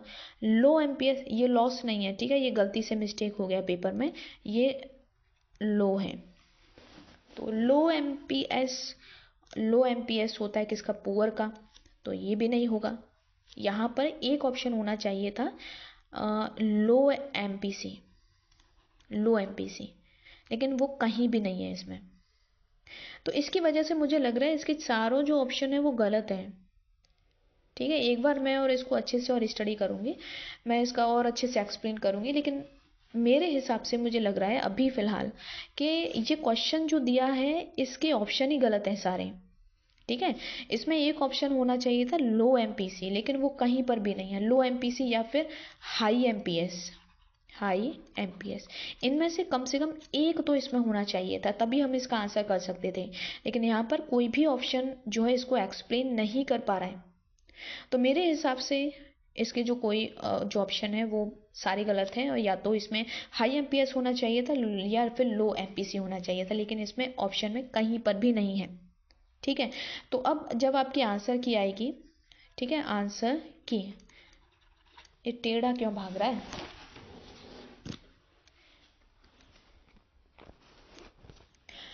एक मिनट, इसका जो कैच है 2005, हाँ 2005N, आपका पेपर कैच जो है 005N है। तो आज मैंने देखा था कुछ पेपर के आंसर की आई हैं, ठीक है, वो मैं अभी थोड़ी देर में ग्रुप में डाल दूंगी।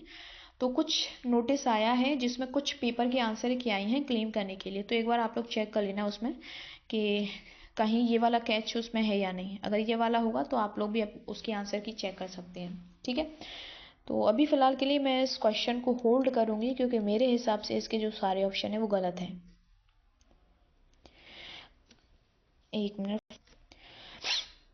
Circular flow of income will remain constant if triple identity, हाँ मैंने आपको पढ़ाया था 3 सेक्टर मॉडल में, एक पढ़ाया था ट्रिपल आइडेंटिटी। अपने नोट्स ओपन करिए, टिटी, वहाँ पर मैंने पढ़ाया था, जिसमें S plus T plus M is equal to I plus G plus X. ये वाला जो पार्ट होता है ये लीकेज होता है, ये वाला जो पार्ट होता है ये इंजेक्शन होता है, ये मैंने पढ़ाया था आपको। ठीक है, तो विल रिमेन कांस्टेंट कब होते हैं, जब ये दोनों एक दूसरे के बराबर होते हैं। ठीक है, तो आंसर जो होगा इसका ए होगा। अच्छा, 42 वाला क्वेश्चन रह गया था, अभी मैं निकल गई थी 41 से 43 पर, तो ये बीच वाला रह गया था 42। चलो इसको करते हैं। When with the increase in the amount of investment the MAC, क्या होगा, एमएसी पर क्या असर पड़ेगा। देखो इस क्वेश्चन में ना मुझे लग रहा है कि ये क्वेश्चन आपको उल्टा दिया है। उल्टा मतलब इसमें पूछा है कि जब इन्वेस्टमेंट बढ़ेगा तो एमईसी पर क्या असर पड़ेगा। ठीक है, इन्वेस्टमेंट बढ़ेगा तो एमईसी पर क्या असर पड़ेगा, लेकिन एक्चुअल में ये होना क्या चाहिए था कि जब एमईसी बढ़ेगा तब इन्वेस्टमेंट पर क्या असर पड़ना चाहिए। ठीक है, ये क्वेश्चन गलत दिया है। गलत मतलब मेरे हिसाब से ये मुझे लग रहा है ये क्वेश्चन उल्टा दिया है आपको। मैं इसके पीछे का रीज़न बताती हूँ। कीन्स ने एक थ्योरी दी थी, इन्वेस्टमेंट थ्योरी। ठीक है, वो कीन्स ने इन्वेस्टमेंट थ्योरी दी थी। मैंने आपको पढ़ाई थी theory of investment, Keynesian theory of investment, classical theory of investment. मैंने तीन तीन थ्योरी पढ़ाई थी, उसमें चेक करना एक बार। ठीक है, तो उसमें कीन्स कहते हैं कि जो इन्वेस्टमेंट होता है वो दो फैक्टर पर डिपेंड करता है। एक होता है एमईसी, एक होता है आपका इंटरेस्ट रेट। ठीक है, एमईसी बढ़ेगा तो इन्वेस्टमेंट बढ़ेगा, और जब एमईसी घटेगा तो इन्वेस्टमेंट घटेगा। यानी कि पहले ये चेंज होगा देन उसका इफेक्ट इसके ऊपर पड़ेगा। इंटरेस्ट रेट का भी इसके साथ में भी इसका रिलेशन है। ठीक है, तो ऐसे करके उसने दिया था। तो उसमें केस ने कहा था कि एमईसी में कोई चेंज होगा देन उससे इन्वेस्टमेंट में चेंज आएगा। ठीक है, तो पहले एमएसी कोई चेंज होगा तो उसका निवेश के ऊपर प्रभाव पड़ेगा, लेकिन यहाँ पर उल्टा पूछा है कि निवेश में कोई चेंज होगा तो उसका एमएसी के ऊपर प्रभाव पड़ेगा। तो इसकी वजह से मैं कह रही थी कि ये क्वेश्चन जो बना है ये उल्टा बना है। ठीक है, अगर हम कीन्स की थ्योरी के अकॉर्डिंग चलें तो एमईसी में कोई चेंज होगा देन उसके बाद इन्वेस्टमेंट में चेंज होगा। पर कोई बात नहीं, क्योंकि दोनों में ही रिलेशन पॉजिटिव है, एक बढ़ेगा तो दूसरा बढ़ेगा, एक घटेगा तो दूसरा घटेगा। तो यहाँ पर जब इन्वेस्टमेंट बढ़ रहा है तो जाहिर सी बात है एमईसी भी बढ़ेगा, तो एमईसी क्या होगा, इंक्रीज होगा।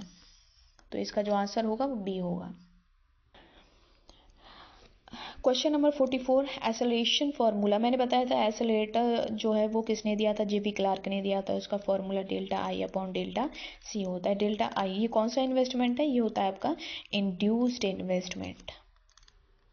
ठीक है, इंड्यूस्ड इन्वेस्टमेंट। तो यहाँ चेक करिए, change in induced investment, change in consumption. Yes, answer मिल गया, ऑप्शन नंबर ए इसका सही है। बाकी के पढ़ लीजिए। Change in consumption upon change in, ये उल्टा दिया है। Both of the above no, तो इसका जो आंसर होगा वो ए होगा। क्वेश्चन नंबर 45 देखो आ गया। मैंने जो अभी थ्योरी आपको पढ़ाई थी, Keynesian theory of investment is known as, तो ये नोन एज, इसका जो आंसर होगा वो एमईसी होगा। क्यों, क्योंकि इसमें वो कहते हैं कि जो इन्वेस्टमेंट होता है दो चीज़ों पर डिपेंड करता है, एक होता है एमईसी और दूसरा होता है इंटरेस्ट रेट। क्योंकि इंटरेस्ट रेट में ज़्यादा चेंजेस नहीं होते हैं। कैसे होंगे, 0.2, 0.3, मतलब 0.1, मतलब ज़्यादा चेंजेस नहीं होते हैं, बहुत पॉइंटों में चेंजेस होते हैं, तो उसका इन्वेस्टमेंट के ऊपर ज़्यादा इफेक्ट नहीं पड़ता है। ज़्यादा केस के अकॉर्डिंग एमईसी ज़्यादा इंपॉर्टेंट होता है, ये इन्वेस्टमेंट को प्रभावित करता है क्योंकि इसका रोल ज़्यादा होता है। इसीलिए इसकी जो कीन्सियन थ्योरी और इन्वेस्टमेंट है इसको marginal efficiency of capital theory भी कहा जाता है। ठीक है, तो इसका जो आंसर होगा वो ऑप्शन नंबर ए होगा। Question number 46, if MPC is equal to APC, कर लो, लिखो MPC is equal to APC. ठीक है, ये कब होता है, मैंने पढ़ा है कंजप्शन फंक्शन में, लॉन्ग रन में। ऑल लेवल ऑफ, देखो इसमें है एक चीज़ और, जैसे कुछ क्वेश्चन ऐसे हैं जो बार बार रिपीट हो रहे हैं। अभी तक जो 50 क्वेश्चन हम लोग कर रहे हैं, एक तो देखो कंजप्शन फंक्शन से बहुत आया है बार बार, short run consumption function, long run consumption function. ठीक है, और क्या है, और क्या था, एक और था, हम मैक्रो इकोनॉमिक्स, उसका स्कोप, लिमिटेशंस और माइक्रो इकोनॉमिक्स से कैसे डिफरेंट है, ये दो बार बार पूछ रहे हैं। देखो फिर से आ गया कंजप्शन फंक्शन का। चलो इसको सॉल्व करो। MPC is equal to APC for all level of income, the correct corresponding consumption function. जाहिर सी बात है, ये इक्वेशन पूछे, मैंने बताया था लॉन्ग रन में होता है। लॉन्ग रन में कंजप्शन फंक्शन का इक्वेशन क्या होता है? C/C/C/, या इसको हम ऐसे भी लिख सकते हैं B/, ठीक है, B मतलब MPC। यहाँ पर ये वर्ड चेंज हो गए, दोनों का मतलब एक ही है। तो इसका जो आंसर होगा वो ये होगा, ठीक है, C वाला। If MPC is equal to MPS then multiplier will be. तो MPC is equal to MPS then multiply. हाँ देखो, यहाँ पर हमने पढ़ा था, क्लास में मैंने पढ़ाया सभी को, MPS MPC प्लस MPS, इसकी क्या वैल्यू होती है दोनों की? ये एक दूसरे के बराबर होते हैं 1, यानी MPC plus MPS is equal to 1 होता है। अब जब ये दोनों एक दूसरे के बराबर हों, MPC is equal to MPS, दोनों एक दूसरे के बराबर कब होंगे? दोनों को जोड़ करके एक आता है। एक को जब हम आधा करेंगे तो कितना आएगा? ये आएगा 0.5, ठीक है। तो मान लो ये 0.5 और ये 0.5, ठीक है। जब हम इनको ऐड करेंगे 0.5 प्लस 0.5 इज इक्वल टू 1 आएगा, ठीक आ रहा है। तो जब ये दोनों एक दूसरे के बराबर होते हैं, यानी कि दोनों की वैल्यू सेम हो, सेम एक जैसी 0.5 0.5, तो उस कंडीशन में मल्टीप्लायर क्या होगा? तो क्योंकि आपके पास MPC भी दिया है, MPS भी दिया है, आपके पास दो फॉर्मूले हैं। एक फॉर्मूला है 1 माइनस MPC, दूसरा फॉर्मूला है 1 अपॉन MPS। MPS किसी में भी डाल लो, 1 अपॉन, मान लो हम इसमें डाल रहे हैं 1 अपॉन 0.5, पॉइंट हटेगा 0 पहुंच जाएगा ऊपर और ये आएगा 2। तो आंसर क्या आ जाएगा आपका? ऑप्शन नंबर C 2, ठीक है। If MEC is greater than R then doing investment B, यानी कि इंटरेस्ट रेट कम है और उससे जो लोन आपने लिया, पैसा लिया, उस पैसा को लगाने से जो प्रोडक्टिविटी है उस पर ज़्यादा अच्छा असर पड़ रहा है, यानी कि मार्जिनल एफिशिएंसी ऑफ कैपिटल ज़्यादा है। तो इस कंडीशन में एक इन्वेस्टर के लिए पैसा लगाना ज़्यादा फायदेमंद होगा, ठीक है। तो इसका जो आंसर होगा वो प्रॉफिटेबल होगा। Question number 49. The national income being constant, if the distribution of income occur in favor of the poor, then economic welfare ये इंक्रीज होगा। देखो मान लो हमारे देश में 1 करोड़ की इनकम है, ठीक है, और ये कांस्टेंट है, ये ना तो बढ़ रही है, कांस्टेंट बढ़ रही है ना घट रही है। अब 1 करोड़ रुपए में क्या होता है कि इसमें डिस्ट्रीब्यूशन में चेंज होता है। डिस्ट्रीब्यूशन मतलब रिच और पुअर के बीच में इनकम का डिस्ट्रीब्यूशन कैसा है, ठीक है। 1 करोड़ में से गरीबों की इनकम बढ़ती है ज़्यादा, ठीक है, तब इकोनॉमिक वेलफेयर बढ़ेगा या घटेगा? तो जाहिर सी बात है, जब गरीबों की इनकम बढ़ेगी, गरीबों के पक्ष में डिस्ट्रीब्यूशन ज़्यादा होगा, तो जाहिर सी बात है देश का जो इकोनॉमिक वेलफेयर है वो भी बढ़ेगा, इंक्रीज होगा। तो इसका जो आंसर है वो A होगा। Question number 50. Net indirect taxes can be known by gross interest, interest वाला तो होगा ही नहीं, ये होगा gross indirect taxes minus gross indirect taxes. देखो यहाँ पर ये सेम है, ये प्लस और माइनस का डिफरेंस है, तो इसका जो आंसर होगा वो C होना चाहिए, ठीक है। क्यों? देखो नेट इनडायरेक्ट टैक्सेस को कैसे लिखा जाता है? नेट इनडायरेक्ट टैक्सेस यानी कि GNP, मान लो मैंने एक बना लिया है, factor cost is equal to GNP market price, कैसे लिखा जाएगा? माइनस नेट इनडायरेक्ट टैक्स, ठीक है। अब मैं इसको जब ओपन करूँगी इस वाले पार्ट को, तो GNP factor cost is equal to GNP market price minus, अब इसको लिखो, इसका जो मैंने बताया है तीसरा वाला, gross indirect tax minus subsidies, ठीक है, ये हो जाएगा।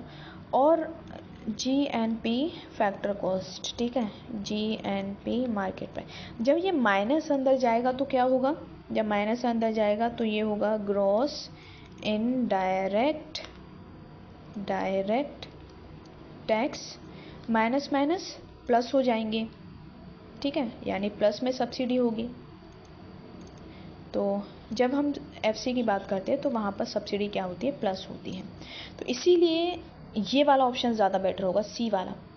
अगर आप डी वाला लेते हैं तो जब माइनस का प्लस से मल्टीप्लाई होगा तो ये माइनस होगा। जब माइनस कब होता है, मार्केट प्राइस जब हम निकालते हैं, तो इसीलिए ये वाला नहीं होगा। तो 50 का जो आंसर होगा वो ऑप्शन नंबर सी होगा। चलिए, यहाँ पर आपके बी सीरीज़ के जो 50 क्वेश्चन थे वो हमने आज कंप्लीट किए। बाकी के जो 50 क्वेश्चन होंगे उसको मैं कल, ठीक है, नेक्स्ट डे जो रहेगा कल मैं अपलोड कर दूँगी शाम तक, ठीक है, क्योंकि टाइम नहीं मिल पा रहा है, एग्ज़ाम चल रहे हैं।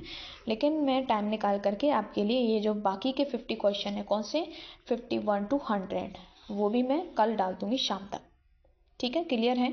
अगर किसी स्टूडेंट को किसी भी क्वेश्चन को समझने में दिक्कत होती है, समझ में नहीं आ रहा है, या मैंने कोई गलत आंसर दिया है, तो वो बच्चा स्टूडेंट कमेंट बॉक्स में मुझे बता सकता है, ठीक है। और ध्यान रखना, मुझे कोई कॉल वॉल मत करना, ठीक है, बहुत काम बढ़ गया है। कॉल वॉल कोई नहीं करेगा बीए का बच्चा, वो बस सिंपल कमेंट में डाल दें। मैं सबके जो क्वेश्चन है, डाउट हैं, वो मैं सबका देख लूँगी और उनको भी आंसर कर दूँगी, ठीक है। तो आज के लिए इतना ही। कल इसका जो रहेगा बाकी का जो 50 क्वेश्चन है उसकी वीडियो मैं आप लोगों को शेयर कर दूँगी, ठीक है। तो आप लोग चेक कर लीजिए, आपके पास OMR की कॉपी है और आपने क्या आंसर किया है, आपका स्कोर कितना है, ये जो 50 क्वेश्चन है। हाँ, एक चीज़, कमेंट बॉक्स में मुझे अपना स्कोर भी बताना, ठीक है, शर्माना मत, किसी के ज़्यादा होंगे किसी के कम होंगे। लेकिन अभी 50 क्वेश्चन है तो हो सकता है कि नेक्स्ट 50 क्वेश्चन में आपके ज़्यादा क्वेश्चन सही हों। तो इस 50 में कितने स्कोर बने हैं वो शेयर करना, जिससे मुझे भी पता चले कि कितने बच्चों के कितने क्वेश्चन आंसर ठीक हैं, ठीक है।